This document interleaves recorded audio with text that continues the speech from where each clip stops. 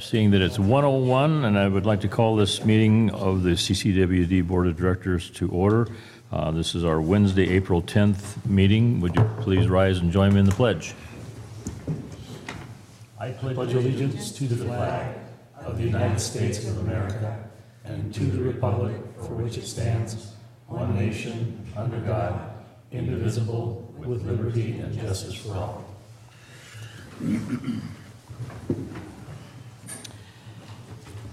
Thanks, everyone, for attending. Rebecca, would you call the roll? Here. Here. Here. Here. I am here. Okay, this is the time for public comment. Any member of the public can address the board on any non-agendized item. The public is encouraged to work through staff to put items on future agendas, and no action can be taken on any matter that's not on the agenda, and comments are limited to 3 minutes per person. Is there anyone who would like to address the board today? Looks like you have something to talk about later.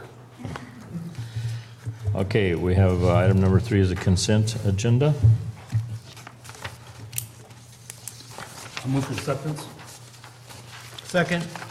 Okay, we have a motion and a second for approval of the consent agenda. Would you please poll the board? Yes. Director Rutterman? Yes. Yes. President Trump? Yes. Okay. We should be through here by 1:15. No, that was a good idea. Thank you, Michael, for putting all those things in the consent agenda. That's The whole, more things than, and I'm wondering why 4, A, B, and C aren't in there. okay, item number 4A, we have a discussion and action regarding the Enterprise Fleet Management Vehicle Lease Program. So, Damon, you have some comments on this? Good afternoon, President Thomas, Directors. We have Laura Clark and Jay Capinetti here from Enterprise Fleet Management. Essentially what they're going to do is provide you with a record presentation of what I have contained in the staff report. What Enterprise Fleet Management does is essentially helps the district to leverage capital outlay towards vehicle purchases to lease more vehicles than we could normally purchase. And the thought is that you save money on maintenance and fuel costs. So with that, let's bring the board and Jay on up.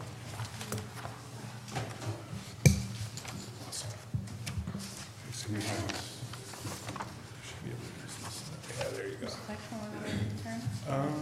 You're gonna click this. Oh, okay, got it. But if you need to yeah, highlight I it. see. Okay, perfect. All right. Hi, everyone. Thank you for having us today. So I'm Laura. This is Jay. So I'm going to go through the first kind of few slides and sort of high level, and then Jay's going to walk you through an analysis that we have in there. You've got a copy of what we're going to be presenting. We'll kind of kick it off with a little bit more detail on who we are. We're going to try to go through this pretty quickly so that you have time for any questions, and obviously this is a discussion item, so we're just trying to provide you information. So as Damon mentioned, our proposal is essentially to help the district be able to replace vehicles more frequently, which will not only lower your fuel and maintenance costs, but also provide safer, more reliable transportation, which naturally will have an impact on downtime and other administrative costs. At this point, Enterprise Fleet Management has partnered with 150 other agencies throughout the state, so water districts, cities, counties, special districts, etc.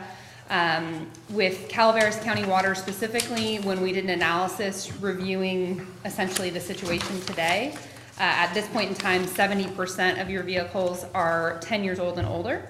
So again, that's kind of the biggest focus, is how do we help the district replace the aged fleet, which is not only not as safe or reliable, but also costing more to maintain. And as Damon mentioned, the solution is by taking advantage of a lease program, which is very different than what you typically think of when you hear lease. It's really more like a finance to a dollar amount, so it's just a cash flow tool to help the district replace more vehicles each year without increasing the amount of money that you're spending total every year. So again, Jay is going to kind of walk through some of the analysis. That is essentially the situation today. Like I mentioned, you use the lease. The other advantage through Enterprise, or one of the advantages, is that at the end of the lease, We have the ability to hand sell the district's vehicles on your behalf. So we'll help you determine the right time to do that based on age and miles, which again will be sooner than what you've done in the past. And we can alleviate the administrative burden of disposing of vehicles. So we utilize our infrastructure from our rental fleet to help you dispose of your vehicles. Currently, we outperform auction or wholesale by about 115%. So there's also additional value add at the tail end, and all of the equity goes back to the district as opposed to enterprise. So the next slide we have in here, we do have a client testimonial from one of the folks we work with down south. And then I've just got some description on essentially the plan.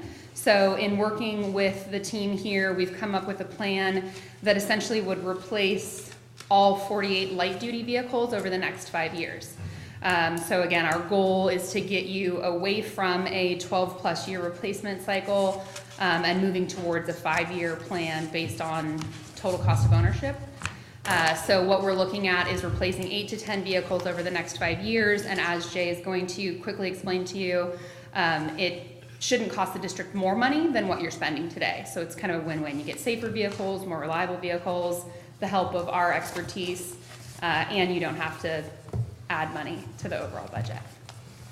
So with that, I will hand it off. Any questions so far? Yes, so you said on the, the light vehicles, can you explain to me what a light vehicle is? Is it a light truck or forward, or what have you?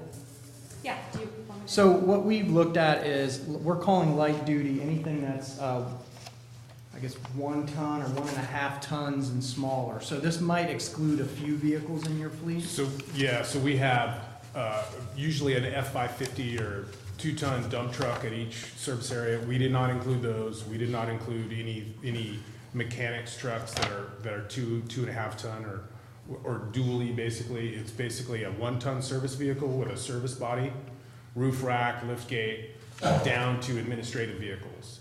And in the analysis here, it's also important to note that all those add-ons that come with the vehicle for the district, the beacon, the service body is incorporated in these cost analysis also. So, help me better understand, that would be like an F-350 F-250 or less, or 150?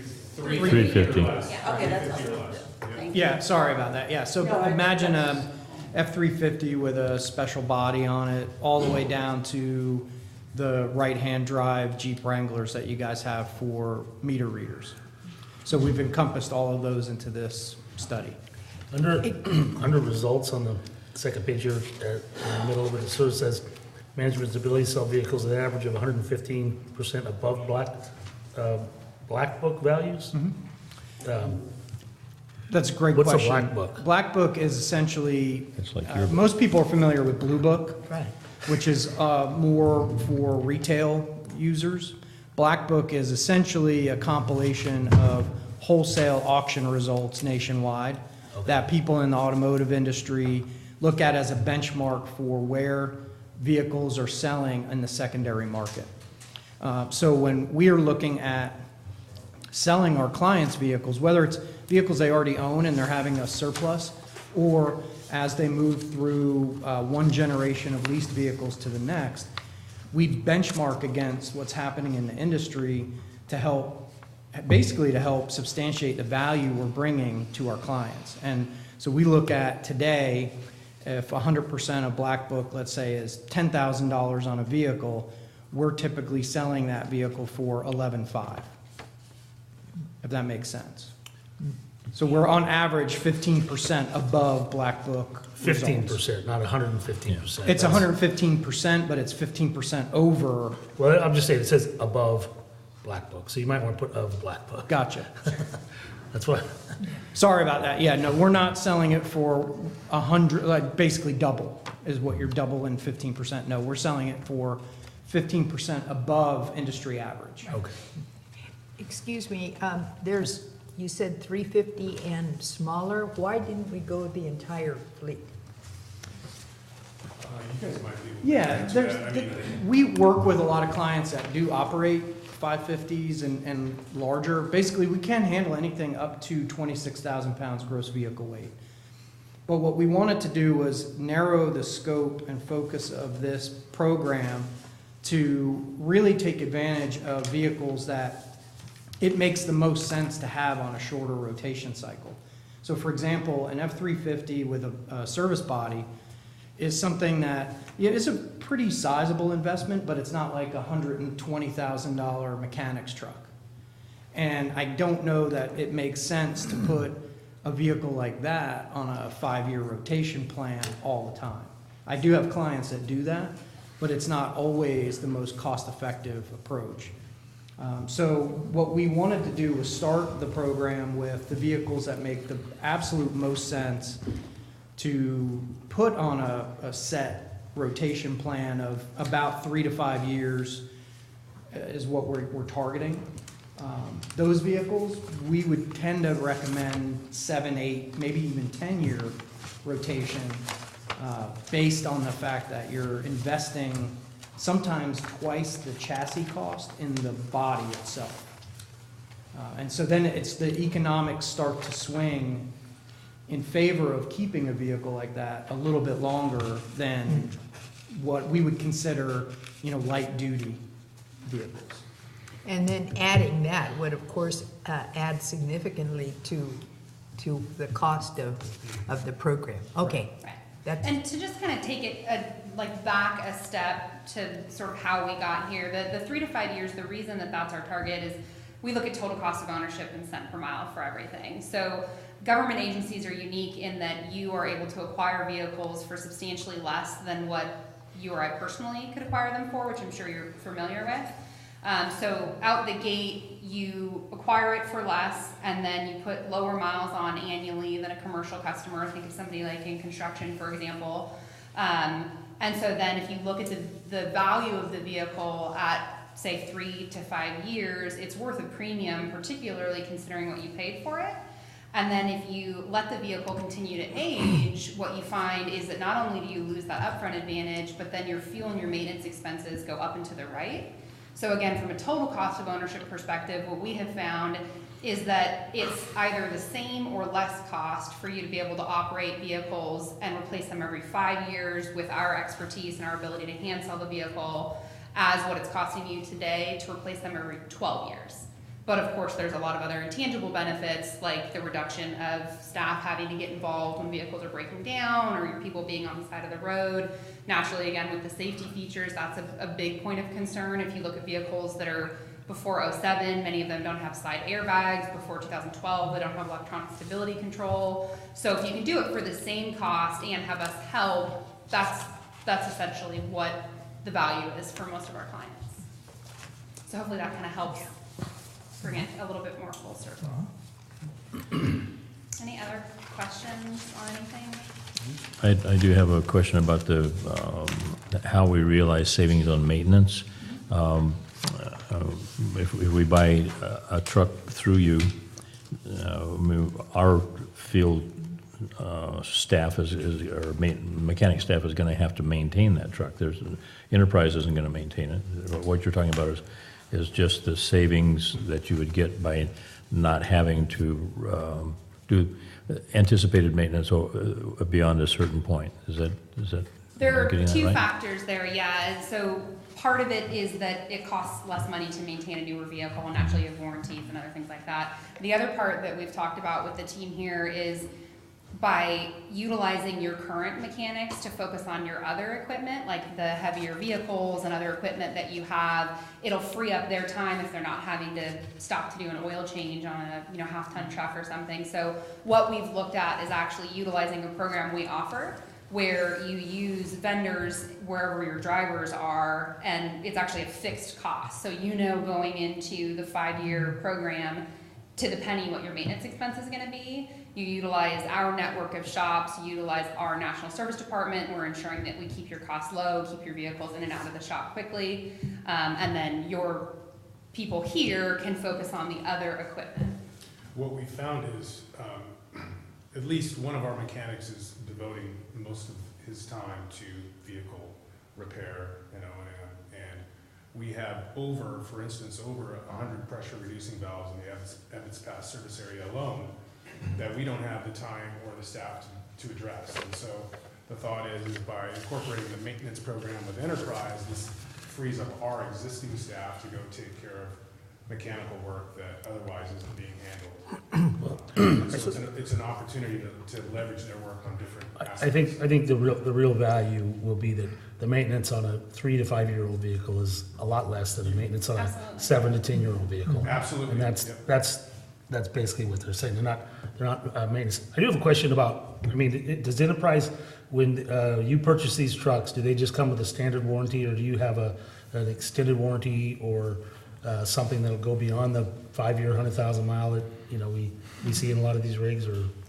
They'll include the standard factory warranty, which most of the vehicles we're looking at is typically 3 years, 36,000 bumper to bumper, and then 5 year, 60,000 to 100,000 on the powertrain, depending on the manufacturer and things like that. So like Laura was saying, we've got this fixed cost maintenance program that we're proposing. That bridges the gap between warranty coverage and, so like, for example, bumper to bumper stops at 3 years and 36,000 miles.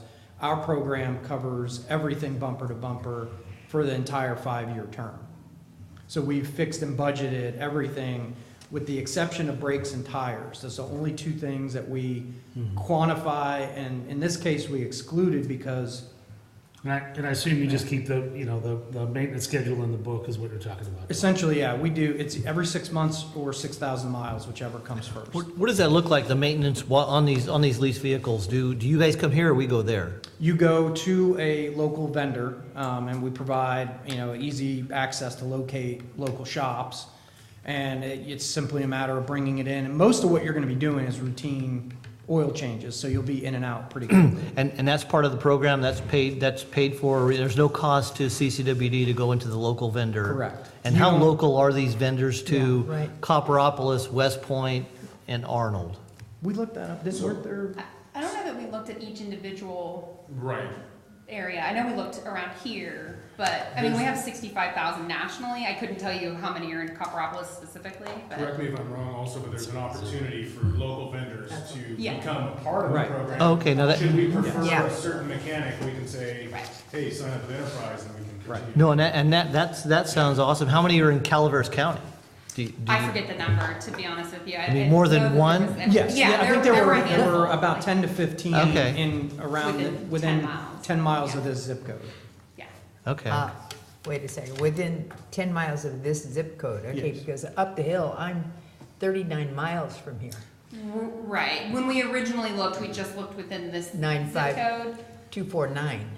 Right, and so again, the way that it works essentially is we can set it up where an alert goes either to the driver, or if you decide somebody here internally is handling it, we send an alert that says, hey, you're due for an oil change.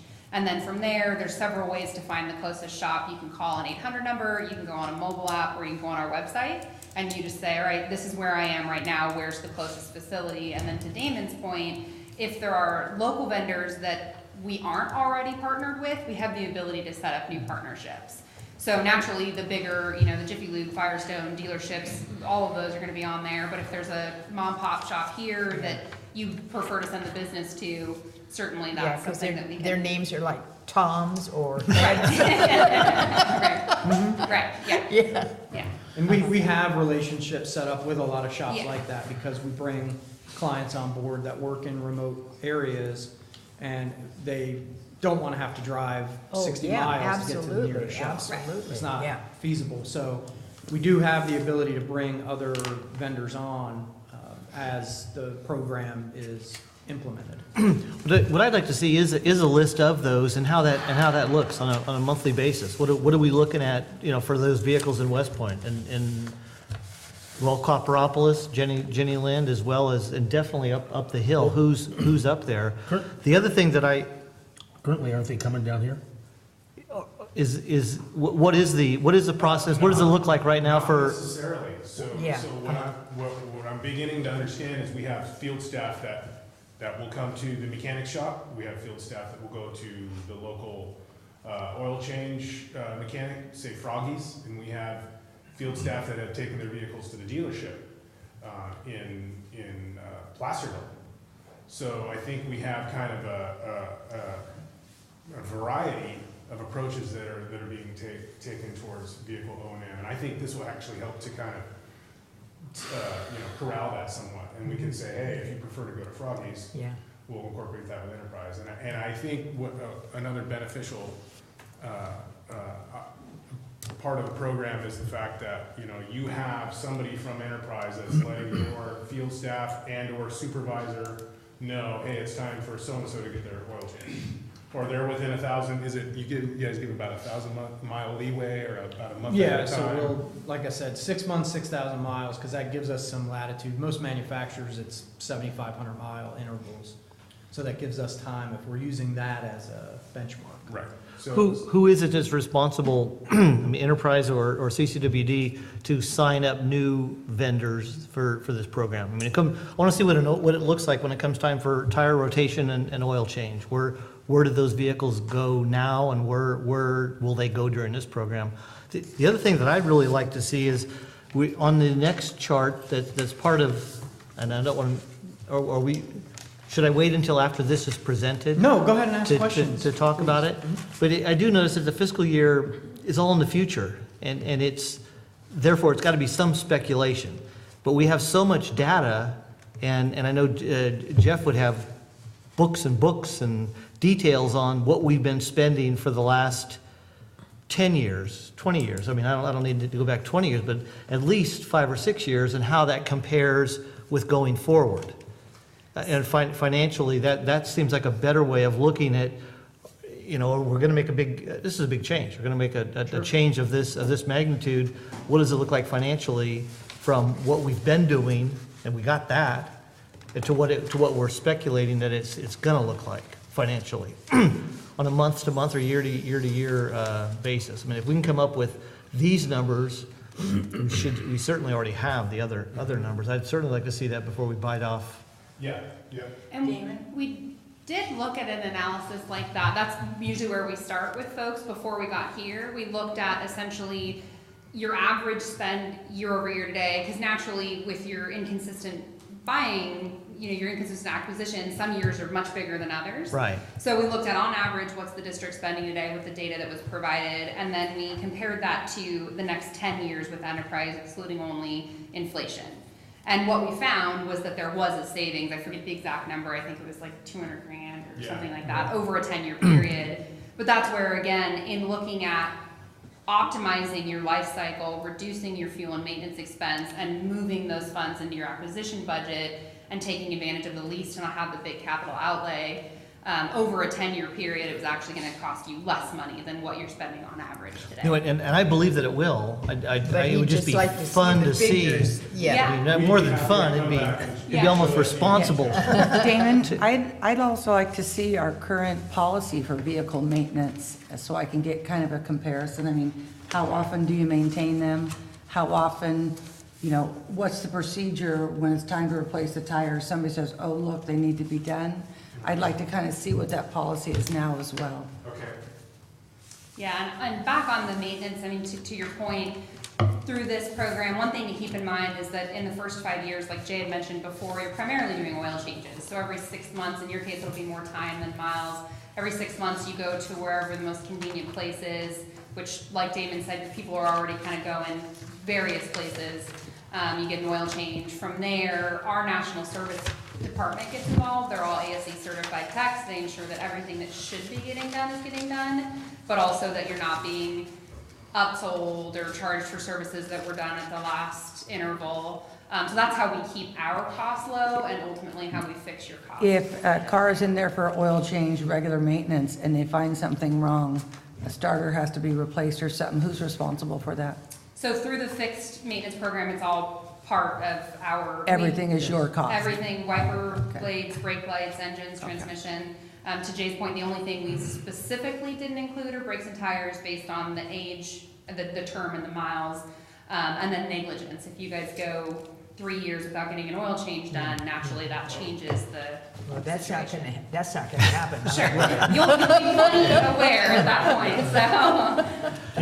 I think this is an awesome idea. I had a company car for 20 years for 2 or 3 different places, and that's, you drive in, they make a phone call to maintenance facility, you guys, and they talk them through what's wrong with the vehicle, what it's there for. Right. Get a coupon book, this is what we're here for, Right. and if anything over and above that it's a phone call and a discussion and some mechanic-like people on the other end of the phone that know what they're doing and if this could happen. Right. And it was a smooth transition, getting in and out of all the places. Right. And it makes your operating budget a lot more predictable than Mm-hmm. my guess tells me it has been in the past, because you know what to expect as opposed to, ooh, this year we did what services and how much did that cost? So from a budgeting perspective, it should make things a little bit easier. Jeff, you were trying to break in, go ahead. Couple questions. Couple categories on the fleet planning analysis. I'm sure I'm doing this wrong, several categories, but fuel, are we planning to move the company to Arizona, or? Because of the price per gallon? Cost. Yeah, I mean, what are we thinking? Well, we took a snapshot, and again, we started this conversation a couple months back, but we also try to look at, most government entities have the ability to purchase fuel tax exempt. So we try to, I believe we're doing that, right? I'm not sure about that. we try to factor something in to account for that ability. We should. And be, also, or not. again, fuel is kind of a moving target. So a couple weeks from now, this could be $4.10 a gallon. Right, well, in the analysis, I think at the very least, we should be keeping it flat. Certainly in California, there's no expectation that anybody wants to see the price. I believe we do fill up a tax exempt, but I think we have a handful of stations that we fill up at it, I believe. I could be wrong about that. So, Well, let's look into it yeah, because and find out if not, why. Because it seems like Yeah. there was a time when there used to be a director here that owned a gas station, and it seemed to me that they signed up on it for that kind of a program, but I'm not positive. And then the other thing is, I'll follow up on that. and as I look at the fleet budget, it increases by $200,000. Right. So Yeah. Correct. how's that work in our favor? So you have to also consider today your fleet budget is at least $550 or more. Oh, you don't have a current, okay. Last fiscal was 545 with maintenance, fuel, and purchases. Okay, I guess I didn't see that. We didn't list Yeah, the this- current. To Director Radman's point about the comparison, it's not in this initial conversation Right. before you today.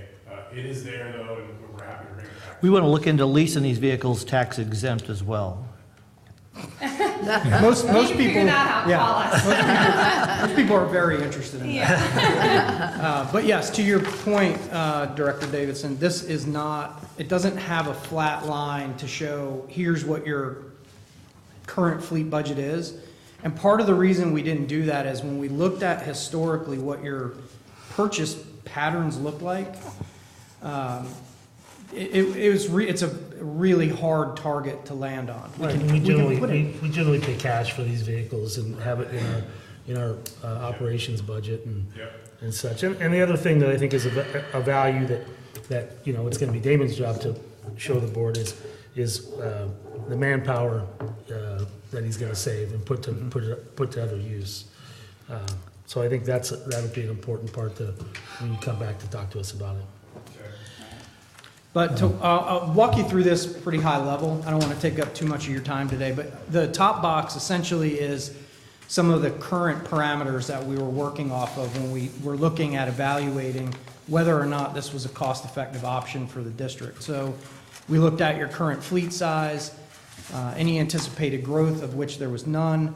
We looked at your current cycle, you're averaging about 12 years. There's some vehicles that were longer and some that were shorter, depending on how long they actually make it and how long they're viable and actually being used. Your average annual mileage was around 10.5. We're proposing a 5-year rotation cycle. Your current maintenance per month per vehicle is running about $180. And we backed into that by looking at here's your total budgeted amount divided over your total fleet, and we just applied an average. So some of these vehicles could be significantly more, significantly less, but we tried to come up with something to compare it to. As far as insurance, that stays the same, so we left that category as 0. In terms of the proposed maintenance, so the program that Laura described, your vehicles are going to average about $40 per vehicle per month on the new plan. So that covers everything from the scheduled maintenance to fluids, belts, hoses, engine light comes on, funny noise, vibration, etc. Everything except brakes and tires. And on a lot of these vehicles, especially the trucks, it's likely that you're not going to replace a set of tires on all of them in 5 years. So we didn't want to include that cost. Yes, sir. Is insurance exactly the same for leased vehicles, for, like on comp and collision, if you, whether you own them or lease them? It should be for you guys. You're For a dollar? JPA. Yeah, we are. So my other government clients that are part of JPA, it didn't affect their Okay. rate structure at all. It stayed essentially flat. So most of the time, we count that as a zero. It's a net offset for either option. I did put in a vehicle inflation component because, so here's how we landed on this.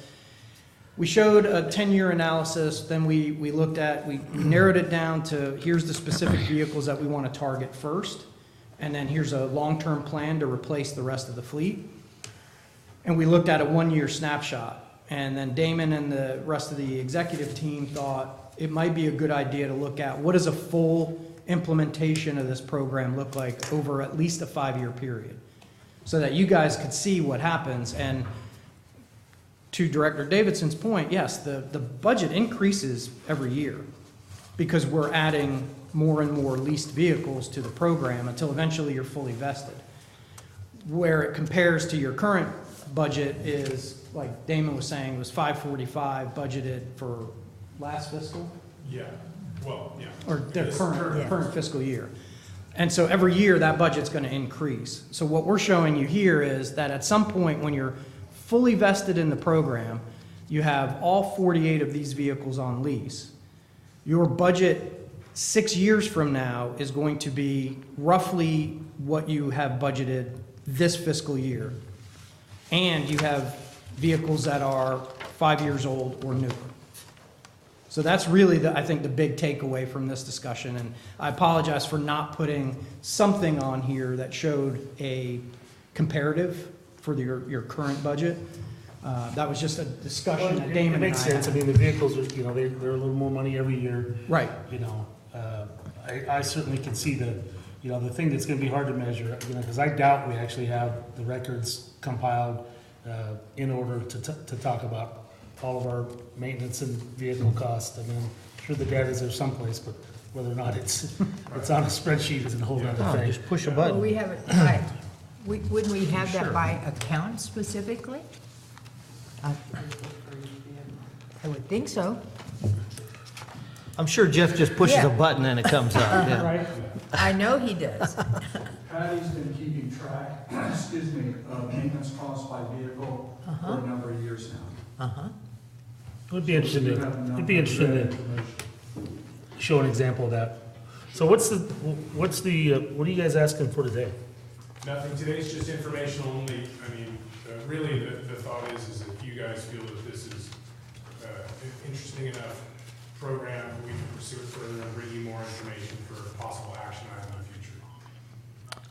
I certainly can. I mean, I can remember when I first, took office here years and years ago. I mean, they were driving around some relics, 250,000 miles, and everyone thought the headquarters was the garage in Valley Springs.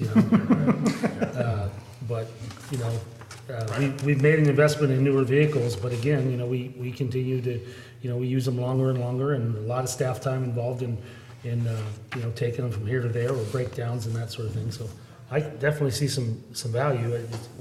It would be nice to put some fine touches on it, and I assume if we get into this agreement, it's all we have to do if we don't like it is stop leasing Yeah, vehicles. absolutely. It's not going to be a 5-year agreement or a No. 10-year agreement. Exactly It's going to be, we'll ride it until we don't think it's valuable. Right, let's say that this makes sense. You guys basically start with this first group of 10, and if for whatever reason it doesn't make sense, or it's not a good fit, or you guys just don't feel like it's the right direction to take your fleet, you don't get any more after that first 10.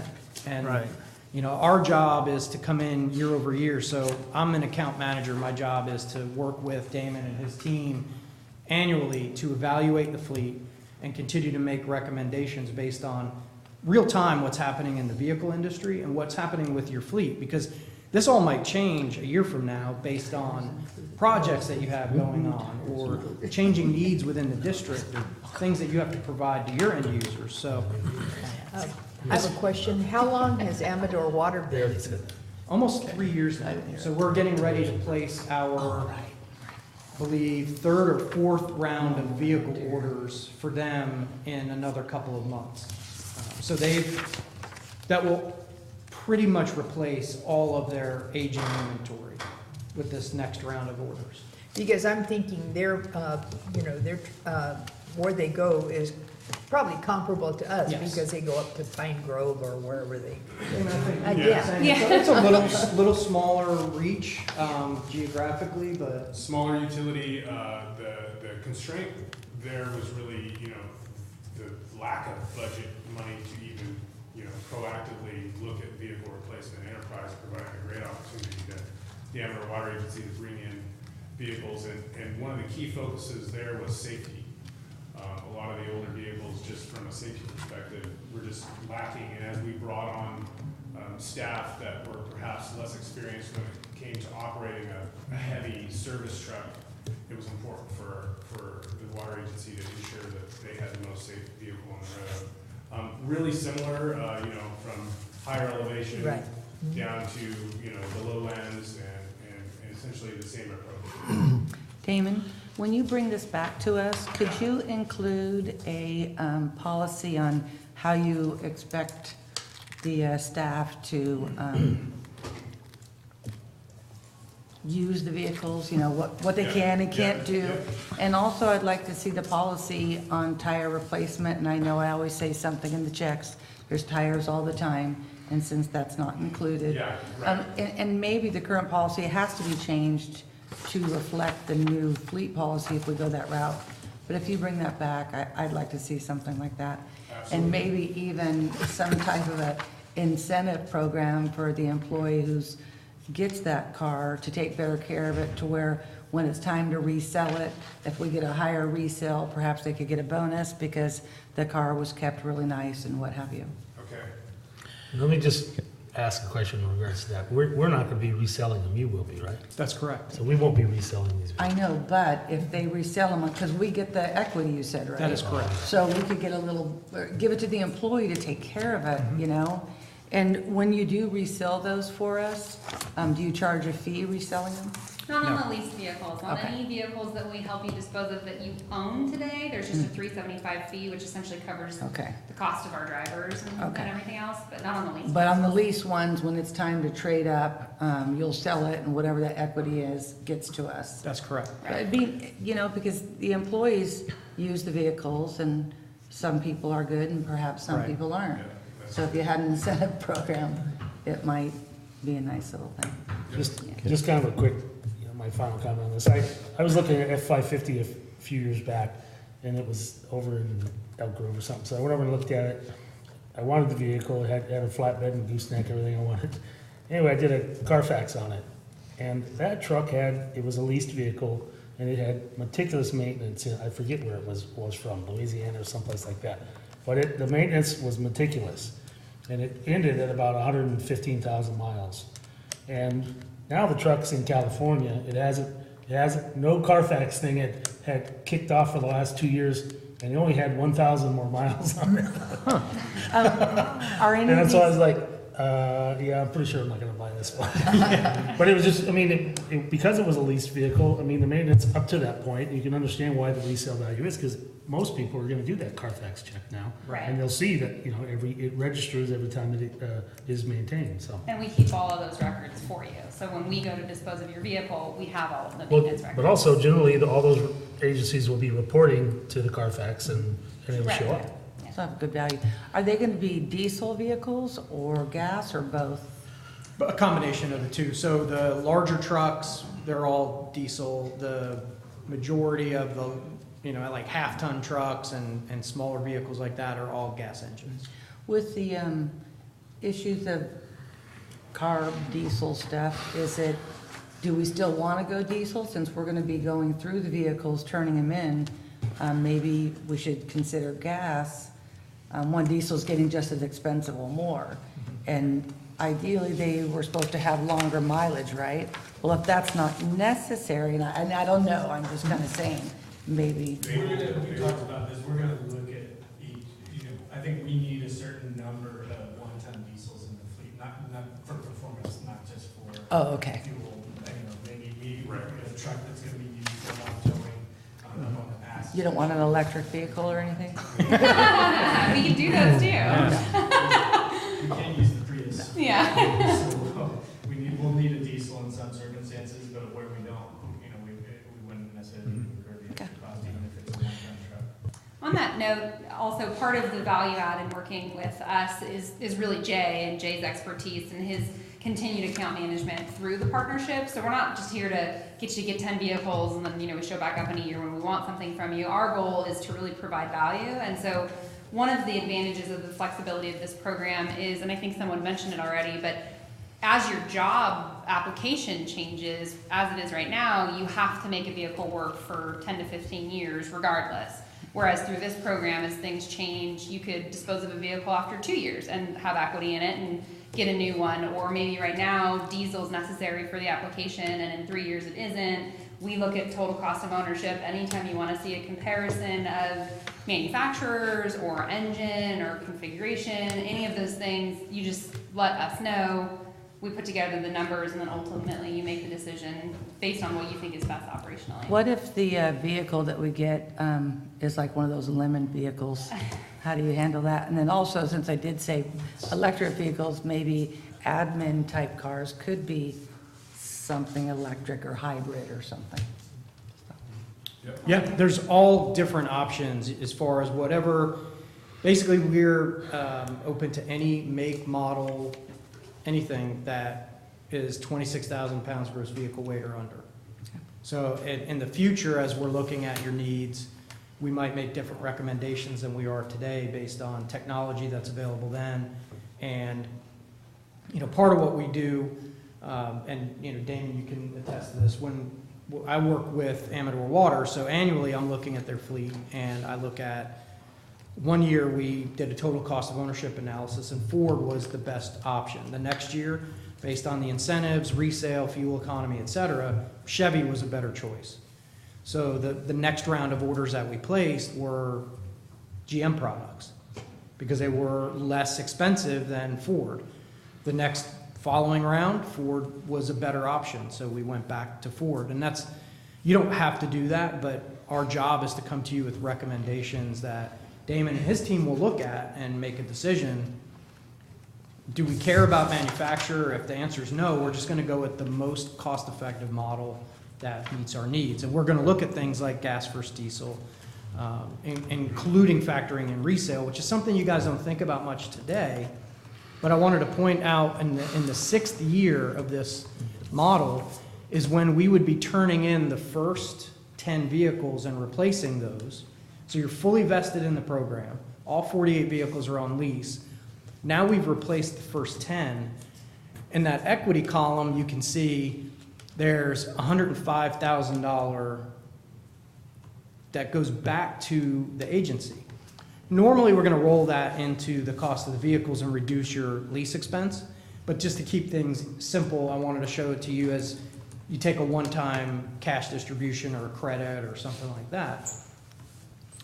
But that's, we look at resale as a huge part of this. And so when we're looking at gas versus diesel, we're going to look at on a one-ton truck, there is a pretty significant upcharge for diesel and it's more expensive, but the resale might be so much better than an equivalent one-ton with a gas engine that it still might make perfect sense to get the diesel even if you don't need 100% of its capability.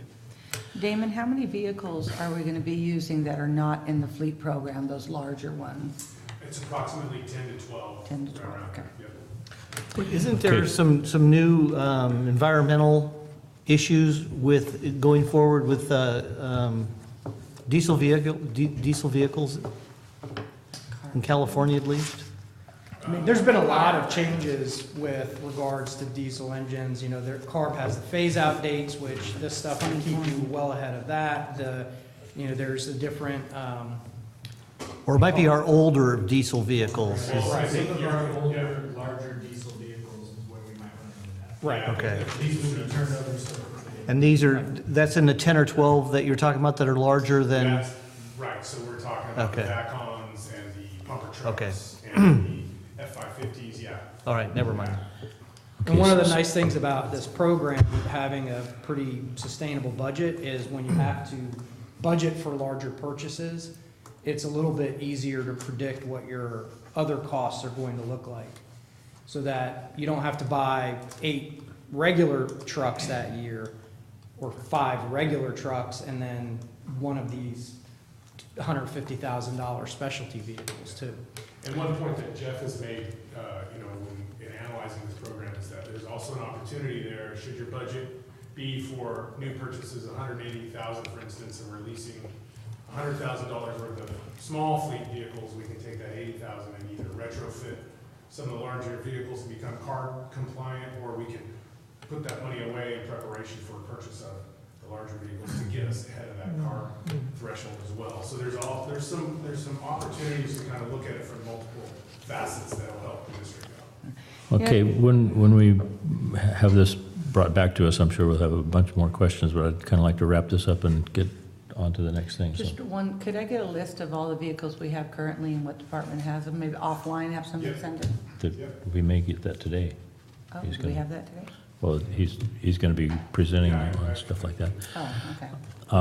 I've been kind of holding back a couple of questions here. The only experience that I've had with lease vehicles, I used to be a contractor, and at one time I was encouraged to look at leasing a little, gosh, this goes back to when Mazda was making pickups and stuff, and so they said, this is the greatest thing since sliced bread, and so you ought to lease it. And so I looked at it side by side with taking my own cash and going and buying it versus paying the lease expense, and it was a no-brainer. It was like twice as expensive to rent the money that it was going to cost to lease this vehicle. So I never considered doing that since then. So you have to convince me that in one way or the other when you come back that that's a good deal. And the other thing is everybody that I've ever talked to about leasing their trucks or cars, why do you do this and how can you justify paying this $300 a month or $250 a month to lease the vehicle, and at the end of the time there's no cash value. You're showing us that we do have cash value. I'd like to know where that's going to show up on the balance sheet. Is this an asset that's going to be growing that has cash value on the balance sheet or not? The leased vehicle would not, nor would the lease obligation show up on the balance sheet as a current liability. So there's some nuances to this that I'd like to have adequately explained next time we see you. So you guys can answer that question better than I can, but I had some of those same questions too about how the lease is handled. And correct me if I'm wrong, but it's not a lease in the way that you normally think of leasing a vehicle from another. Change the name then. It has a different name. It's almost more of like, we're going in on this truck together. Yeah. We're gonna maximize the value of it down the road, and we'll realize the equity to the extent that we put into it, and there's still equity remaining. It's almost like a joint purchase program rather than a lease. Whose name is on the title? We're both. We hold the title, but both of our names are on the title. Technically, we're the bank, so we're the lessor, you're the lessee. I have that right? Yeah. So it technically does have a different name. What you're referring to is called a net lease, which is essentially you get a certain period of time, a certain amount of miles. There's fees at the end if you go over. There's fees if you early term. Yeah. You don't have any equity at the end of the term, like you mentioned. This is called an open-end equity lease. So it really is more like a finance to a dollar amount. So there's no mileage penalty, no early term fees. The district gets the value at the end. Forget what you. Yeah, it's just very different. That's a common misconception. And there are two different types of leases. So I'm glad you brought that up because this is a very different, lease a car for my wife, every 3 years return it in. It's a long-term rental. Yeah. She's never building an equity stake in in that vehicle that we lease for her, but that's fine, given our use case. For you guys, it's not necessarily the best way to operate your fleet, so we have this different product that we offer that allows you to take advantage of the equity when we sell it on your behalf. Okay. It also would be helpful to me, rather than having, the whole fleet summarized on a sheet, just let's take a $27,000 vehicle and just look at how how that would be approached, the financial nuances of that particular vehicle, so that we can kind of focus in on how this is going to impact us. I'd appreciate it. My mind works that way. So. No, that's perfect. We're happy to provide that. Okay. How weird? My alleged mind.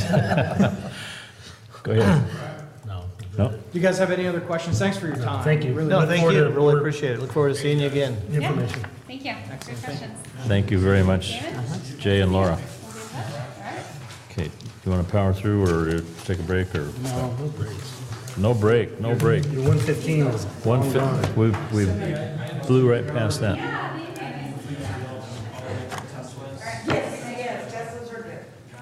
Okay, if we can go on to item 4B, this is a presentation discussion regarding the fiscal year 2019-20 5-year capital improvement program, and we have Charles here to talk about that.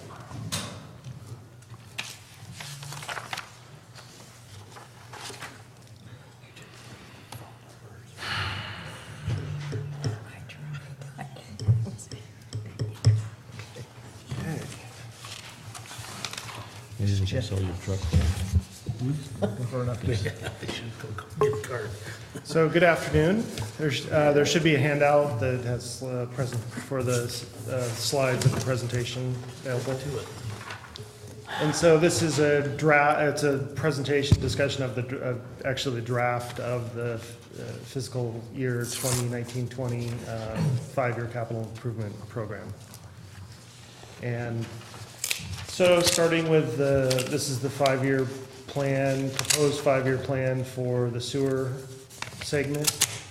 And so this includes a project description on the left, estimated total project cost, the expenditures over the 5-year term, and then a schedule, proposed implementation schedule on the right side. So I've tried to group these with some of the larger projects or the traditional projects that are more delivered by engineering, retaining a consultant, putting them out to bid, and then retaining a contractor. These are the larger dollar value projects. So for the sewer side of our program, prioritize-wise, we've put some improvements at Arnold wastewater treatment plant as a high priority for a new clarifier and leach field improvements. And, I can come back later at another future date if you want more details on some of these projects. The ones in Arnold, we don't have a master plan for that area, but as far as Lock Antenna and Copper Cove, the improvements that are listed here are pretty much right out of the master plans. And so we do have quite a bit of challenges in the sewer program, so we do have to pay attention closely to what are the priorities. And so right now, we're looking at doing this 6-8 and force main bypass project out in Copper Cove that they just had the town hall meeting about, and then the Arnold improvements that I mentioned. And then other than that, we do have a lot of challenges out in Copper Cove in terms of the wastewater treatment plant. So we don't really have the funding at this point identified as to how we're going to fund that project, but I would still like to proceed with at least taking what's in the master plan and taking the next step forward. And I may just end up assigning staff to do that analysis rather than retaining a consultant. I feel we have qualified staff to take some of those next steps forward on that effort. And then towards the bottom of the schedule, I have this other various projects, and Charles, before you skip Yeah, go by, ahead. before you go past it, what's an update on the West Point consolidation? We had a grant money available for that. Right, so this is an and important point that needs to be made, is that, There was a time, we're gonna lose it if we don't use it or get on right, it. and and maybe Jeff can explain this better as our financial officer, but basically it's an issue of whenever you go out for a grant or a loan, regardless of the agency, if it's Clean Water State Revolving Fund, USDA, FEMA.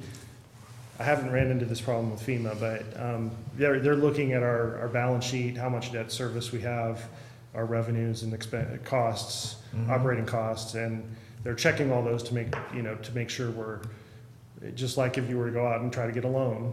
So our loan to debt ratios, they're reviewing that right now? Correct. Okay. Yeah. And I know that was being corrected by the rate increase. Has it been corrected, and is it being looked at differently by the lending institution? They're looking at it again, but basically, we're waiting for the water board to get back to us on the results of that audit. But we're basically Okay. being audited by the water board. So how close are we to losing?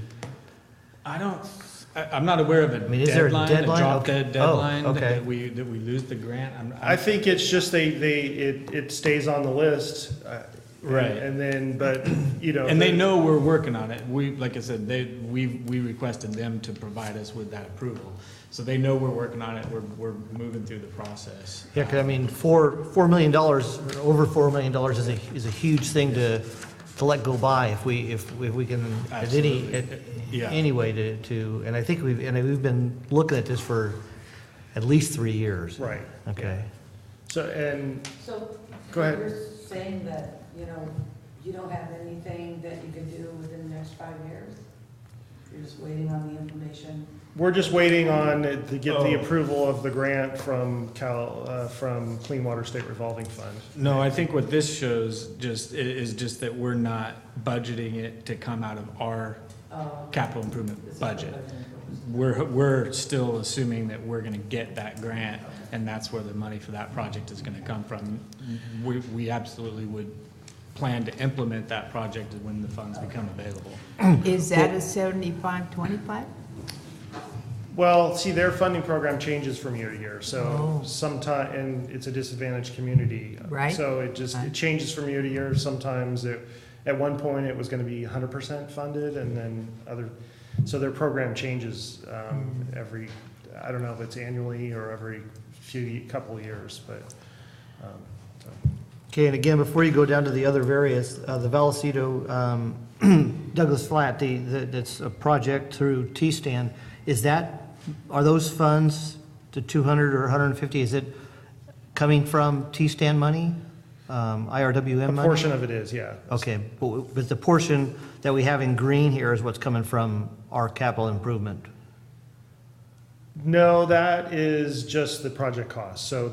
that doesn't, this is just to identify the project cost, so it doesn't, this particular slide here does not show the funding sources, Okay, so. all right, thanks. I'm curious, Mr. Meyer, you were shaking your head this way when Director Ratterman said, didn't our rate increase clean up the fiscal upside down? Which way was his head going? It was going this way. Oh, okay. so. Not for the current years. They cleaned it up at the end of the 5-year program because your board adopted a level rate increase. We're working with the state to show them that we're making progress on it, but our sewer fund is still in deficit. Okay. And that showed up in last year's audit as well. So, and that would be a challenge, when we try to go out and find funding potentially a challenge when we try to find funding for the Copper Cove wastewater plant. We may have to go approach USDA to try to get a grant loan or something like that. And we'll have to go through that same evaluation process. Okay. So we're planning for 2 years, 2 budget years in Copper Cove. Yeah, so for Copper Cove, Well, what I've done is what I've said, I'm trying to allocate some funding there. So we do have the lift station project, the 6-8 force main bypass project. So that's moving forward. That's that $3 million construction cost. And then as far as the Copper Cove wastewater treatment plant, sometimes when you go to apply for a grant or loan, or, it's good to have some of the initial engineering done so that you have something, you don't have to prepare a project report at the time of you're trying to apply for the funding. So the idea would be to assign staff to continue to develop that project and to probably bring it to the engineering committee a couple of times next year to demonstrate what progress is being made. At the town hall in Copperopolis, it was represented that the anticipated cost for all these things on your list was going to be around $5,200,000 or something like that, and there was some discussion that work would begin at the end of this year and proceed during next year. So there was a pretty strong indication that $5,200,000 would be expended in the next 2 years. But I don't add these things up to, well, maybe they do add up if you do Right, we both may columns. have, just for the sake of cash flow and maintaining a positive balance in our R&R fund, we may have to reevaluate what we can build out there in that time frame. And we may, so I want to definitely proceed with the project out there. So with the more critical project of, within Poker Flats of the 6-8 and the bypass project to eliminate this line under the lake and reduce the chances of overflows, that's planning on moving forward. As far as the lift station 15 and 18, I was proposing to reevaluate that and consider potentially other means by which we could either postpone that project for a couple of years or look at alternative ways to deliver that project that may be, less costly. So, I mean, I think the idea of the town hall meeting was more informational. So it's supposed to be more informational. It was intended to get feedback from the community out there. So, Well, but when we make statements that this is what it's going to cost, this is when we're anticipating getting it done, with no qualifiers, I mean, that puts us in a situation where our information isn't credible. This is almost $4 million. Yeah, so it's an issue of just the fact that we just don't have the funds available to really proceed. I mean, unless we want to start, we could just chop we could cut at, what is that, 200,000 out of the Copper Cove wastewater treatment valuation and put that towards. So, I mean, really, it's a trade-off here. So, I mean, and we do have a little bit of funds available. If that's a commitment that you feel we made that we need to follow through with, I can certainly try to restructure this and see if we can. Well, if we had said something different at the town hall, that this is all in a state of flux and we may not be able to do all this, but you were there, we said this is going to get done. So. Well, I think we had some caveat of, we're still in the planning phase, we're still looking at how this is going to be implemented. I think what Charles is saying here, though, is that at some point, that full project is going to be implemented. We're looking at phasing it here, basically. So that the 5.2 included all 4 of those lift stations, and what Charles is saying in this document is we'd move forward with 6 and 8 in the bypass, and we would then phase the other 2 lift stations down the road at some point with it, but that would basically deplete our entire reserve on the wastewater side at this point. So we just need to think carefully about how we how we phase those projects. Okay. No, we may have an emergency on the sewer side at some point between, between now and then, and have a project that comes up in our face that's way more important than any of these. And that happens as well.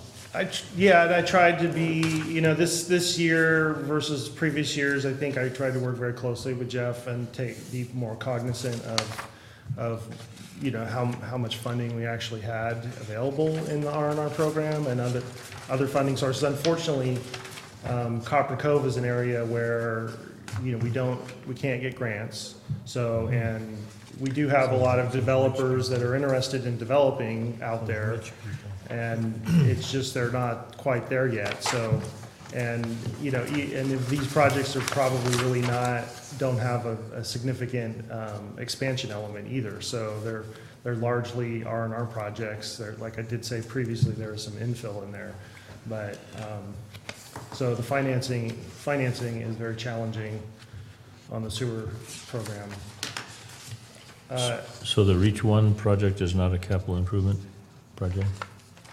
This is just the sewer side. That's on the I haven't water. got to the All right. water element yet. Yeah, I'm sorry. And then there is just, I wanted to explain also at the bottom, there's this other various projects listed, and so this is an expansion of that line. There are line items, and the intent of this was to allocate funding for internal projects that might be performed by O&M. By staff in collaboration with the engineering department.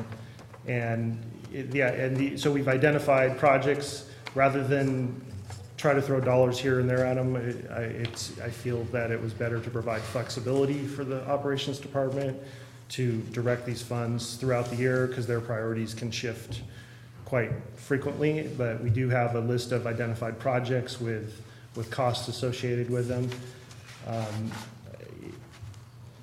If that's a little bit too open-ended, then I can go back. It's perfect. Okay, That's okay. great. Move on. And this was just a summary of our Spectacular. our sewer R&R fund and other funding sources. So just if you're interested in the revenues that we're bringing in and the proposed expenditures and the ending balance. So the idea was just to try to maintain a positive ending balance throughout that entire time frame and trying to meet our priority projects. And this is the water segment. And so again, same thing, higher dollar value projects delivered by the traditional design, bid, engineering are towards the top for each of our main service areas. And so, yeah, in this year, we're looking at the Reach One project implementation, construction, the Techite pipeline, and then after that, we wanted to get into the beginning design on the AB transmission pipeline down in Jenny Lind and the design of a backup water filter for West Point. And so those would be, and then there's contingent upon funding, approval of applications that we have with Cal OES. We have a grant application in with Cal OES Hazard Mitigation Program.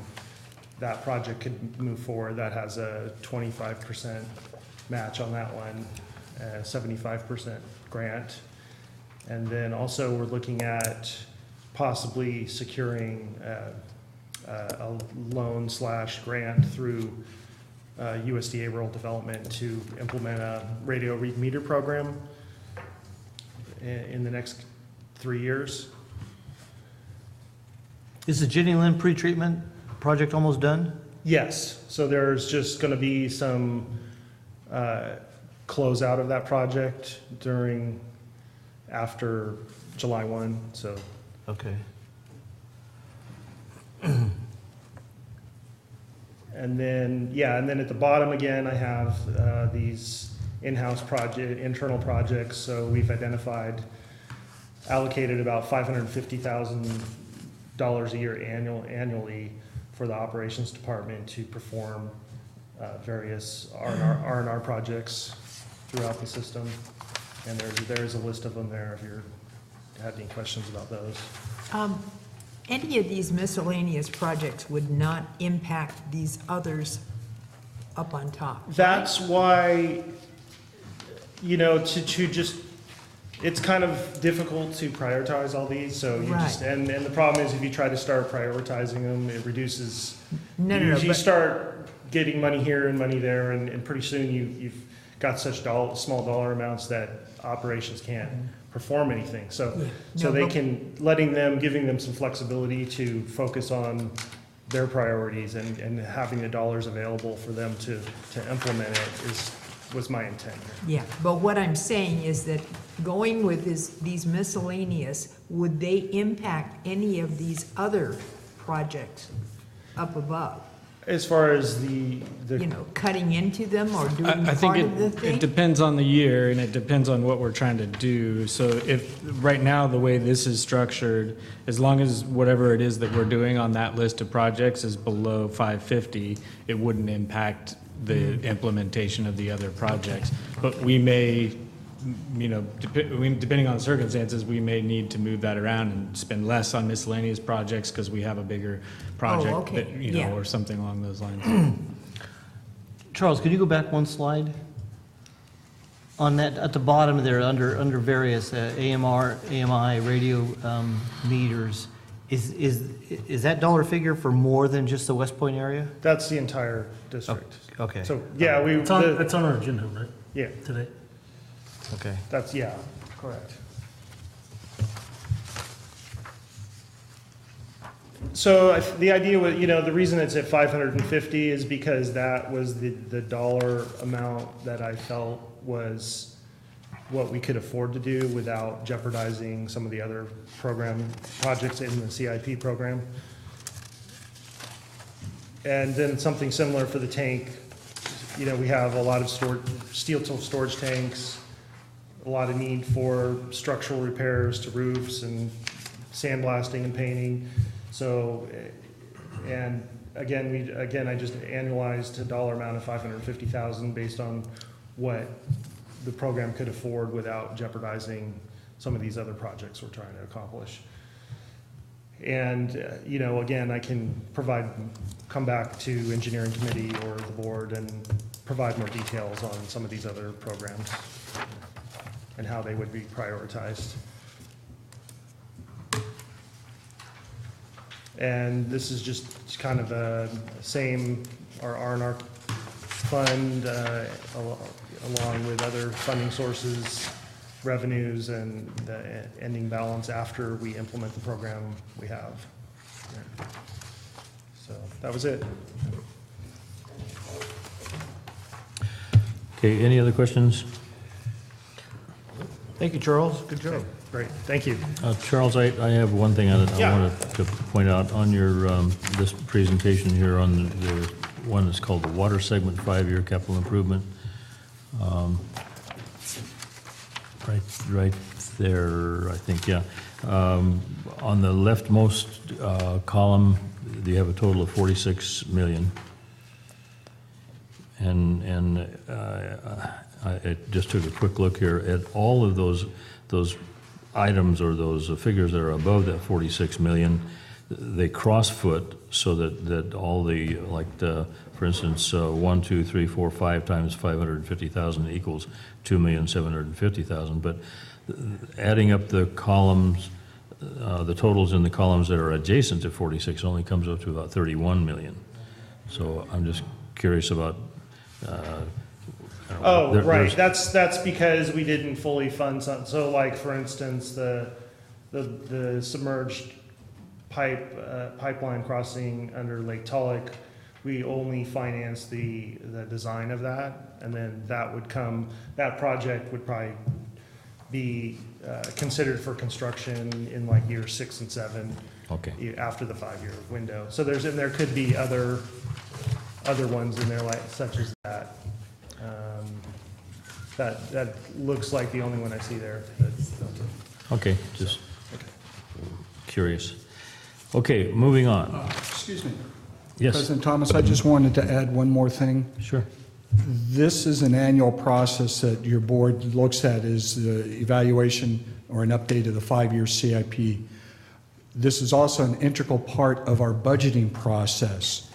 And Charles will be coming back at the end of this month at the last meeting for a formal adoption of this 5-year CIP, because it is then integrated into the budget, but more importantly, then we can take a look at what internal resources are going to be necessary to fund these or support these projects, and then we use that to determine how much money is coming from the R&R funds to go into the operating fund for salaries and benefit costs. So it is important for the board to adopt this 5-year CIP, just like you did last year. And then the first year is what we look at, is what's going to be incorporated into the budget. Okay. Thank you.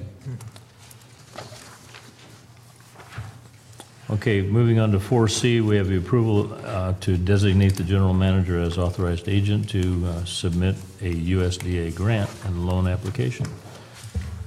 Hello, Joel. Good afternoon.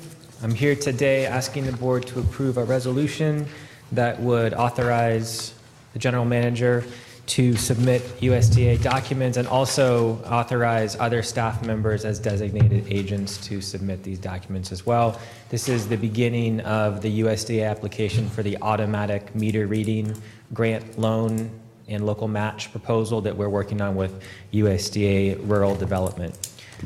And we need this to move forward with that application. It's due in June, but we need to have it to USDA by middle of May in order to meet their timeline. So we moved.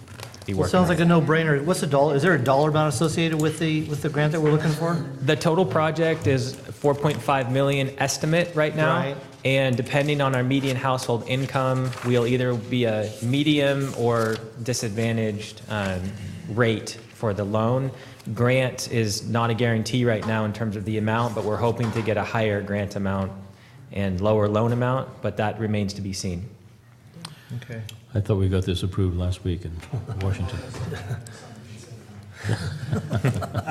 The only thing is, once again, I mean, I don't want everybody's expectation that we're gonna have the manpower or, in our budget to put all these in, you know, or the time frame. It's not gonna happen all at once, I would imagine. If we get the grant, we're gonna still have to phase the work in, correct? We would, but the grant would be, we're not doing this on our own, I don't think. This is a grant to have meters installed district-wide. They're gonna install them? I was under the assumption that they were gonna pay us to install them. No, I think this would be a grant to hire a contractor to come in and replace the meters district-wide. This is a relatively new development.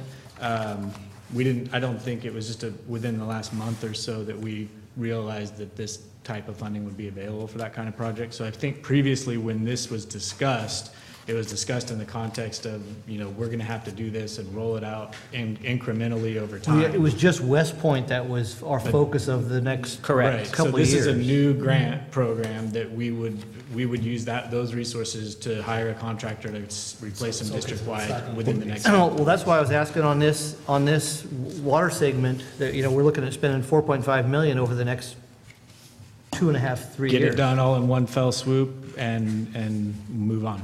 Okay, and That's we're the goal there. expecting to be pretty successful in grants and good loans? With this particular one, USDA is optimistic that we would qualify based on the proposal. Joel has given me a personal guarantee, so. Right, good job.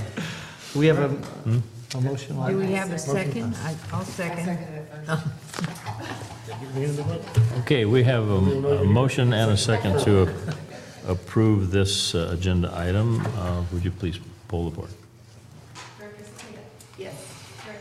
Yes. Yes. Yes. Thank you. Good job. Just Moving along. just one question, and every time we have this will appear as an agenda item. I mean, this is not a blanket. This does authorize the GM to be the designated agent for USDA grant in general. We Okay, may well, that need, was- yeah. Yes, this is approval to submit the grant application package, but this, if we get the grant funds and if we move forward with the project, this would come back to the board. Right. Oh, okay. Yes, absolutely. Okay, any more discussion on that? Probably not. Okay, how about, there's nothing to talk about under old business. Now, we move on to 6A. This is a report on the March 2019 Operations Department. You're on, Damon. Okay, so there was quite a bit going on in the ops report. I'm just going to highlight a couple items here in the presentation. More service line repairs in the Rancho Calaveras area. As you can see, I thought this one was really kind of important to illustrate some of what we deal with over in that neck of the woods. As you can see right here is the asbestos cement water main. And this is a flared connection for this service line that's literally just threaded directly into the pipe. So over time, with stress and age and pressure, these blow. So this is a depiction of the full circle repair clamp.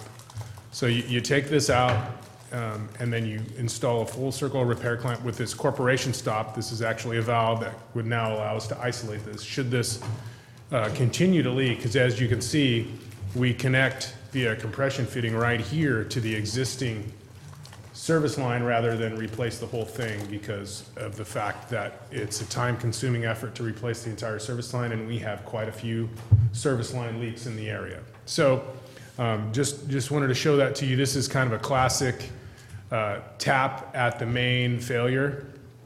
Here's some more pictures of the work effort that happens out in the Jenny Lynn Rancho La Cantena area. This is service line work here. That picture looks like it needs to be rotated. This one right here. This one's all like skinny and long. I was trying. Yeah. That's actually, we're implementing a new map program. Yes. Exactly. The rest period. Yeah. So I wanted to show this one to you guys because if you look right about here, you can see a repair clamp on this blue service line. Well, underneath, this is common trench, and underneath right here, this dark line under here, that's PG&E. So I have been working with our quote-unquote client success manager at PG&E to discuss this issue. This occurs in the Big Trees Village neighborhood and also in the Poker Flat neighborhood in Copperopolis, where we have common trench with PG&E power. And Electrical lines? Oh, yeah. yeah. So this is a huge safety concern, and moving forward, to the point of our distribution crews up in the Ebbets Pass area actually installed a non-metallic mechanism on the vac truck, so they can actually suck out material without the concern of hitting anything electrical with a metallic pipe.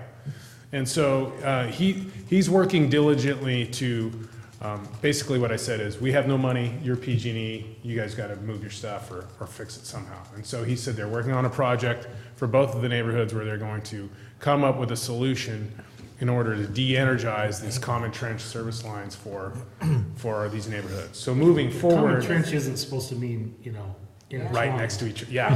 And so this one, exactly. So my experience, I've seen about 6 inches of separation with soil in between, but this right here was actually, staff kind of had to nudge the wraparound, the repair clamp around next to this to get it on. And so it's bringing up the conversation of, do we need to bring out a troubleman potentially on some of these service lines repairs? And we may have to in the future, just to ensure safety for everybody. Sure. And so that's gonna. Does the community know that this is like that? What's that? Does the community, the people who live out there know about this? I'm not completely sure. It was kind of. Where is this in Big Trees? What's that? Where was this in Big? This is actually Big Trees Village. Where? I'm not sure the exact. You gotta understand what the fix is. The fix is to dig that back up. Nico and Shoshone.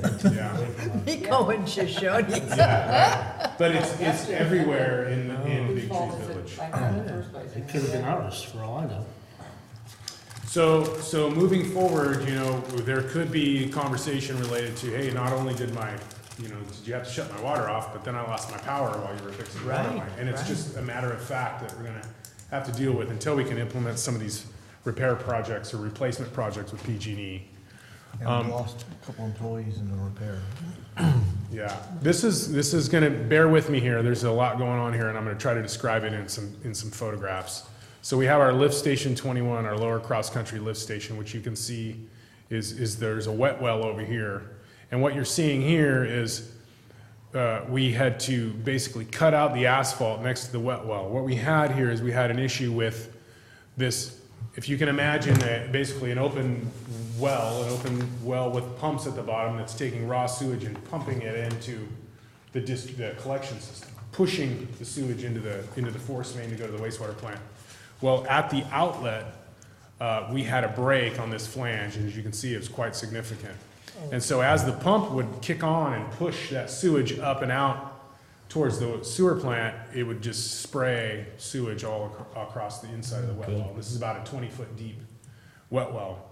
And so we had to devise a strategy to repair it. And so what we did here is we knew that the piping discharge or came through this asphalt connection here before up and out of the lift station area. So we actually cut out this asphalt and we exposed the piping, and we had to come in basically above ground to fix this failure below ground. And so this is that asphalt that was cut up. This is all the electrical that was in there. And this is the outlet pipe. And so what we did is staff had to crawl into here and cut out that section of that failed flange. Luckily it was plastic. And then we had to reattach some piping in here, and we put a slip resistant coupling here on the outside of the pump can so it couldn't move around. Whenever that pump operated, the concern was whenever those pumps kick on, they have torque, and they were turning that flange, and it was a plastic flange, and over time it just snapped.